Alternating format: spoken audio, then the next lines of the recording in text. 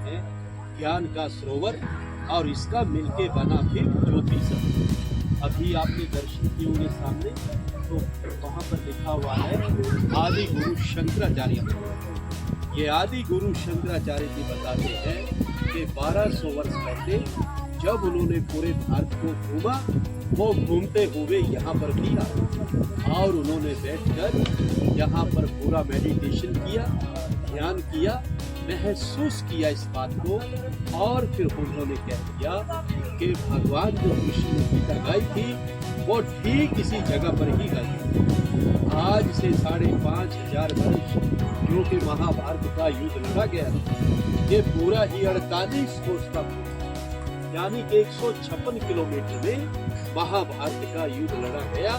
बताते जो कि 18 दिन तक 18 अध्याय गीता के हैं, 700 श्लोक है प्रभु जी उसके। आज जितना भी श्रद्धालु इधर में दूर दराज से आते हैं, चाहे वो मुंबई से आते हैं, दिल्ली से आते हैं, चंडीगढ़ से आते हैं, पंजाब से आते हैं, राजस्थान से आते हैं, वो भारत का किसी भी कोने से आते हैं। और आने के बाद उसके मन में एक ही सवाल हो कि मैं जब भी कुरुक्षेत्र की भूमि पर जाऊंगा और फिर उधर में जाके ये सवाल करूं। उनका सवाल होता है प्रभु जी सीधा साधा सा कि हमको वो लाल मिट्टी तो बताइए कि किधर है, क्योंकि वो समय बहुत ही भयानक युद्ध हुआ था और युद्ध के कारण ही वो पूरा का पूरा धरती लाल हो गया।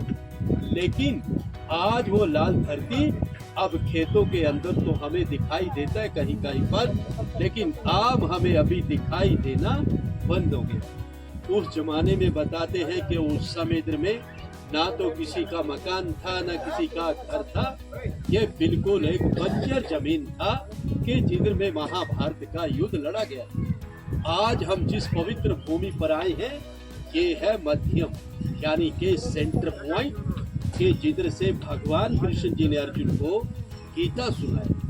जब अर्जुन को यहाँ पर आके मोह हो गया कि मेरे चाचा, मेरे दादा, मेरे बंधु मेरे अपने तो हैं प्रभु, मैं मारूं तो किसको मारूं, तो भगवान कृष्ण जी ने फिर इस जगह से कह दिया अर्जुन अगर तू नहीं मारेगा तो मारे ये सब जाएंगे, इसलिए उठो और युद्ध का तैयारी करो। कहते हैं कि फिर इसी जगह से युद्ध का शुरुआत हुआ और इसी जगह से विराट रूप के अर्जुन को दर्शन भी हुआ। भगवान कृष्ण जी ने जब उनको दिव्य दृष्टि देकर अर्जुन को पूरे का पूरा ही ब्रह्मांड दिखा दिया था कि अर्जुन अब तू पूरा ब्रह्मांड देख सकता है, मैंने तेरे को दिव्य दृष्टि दे दी।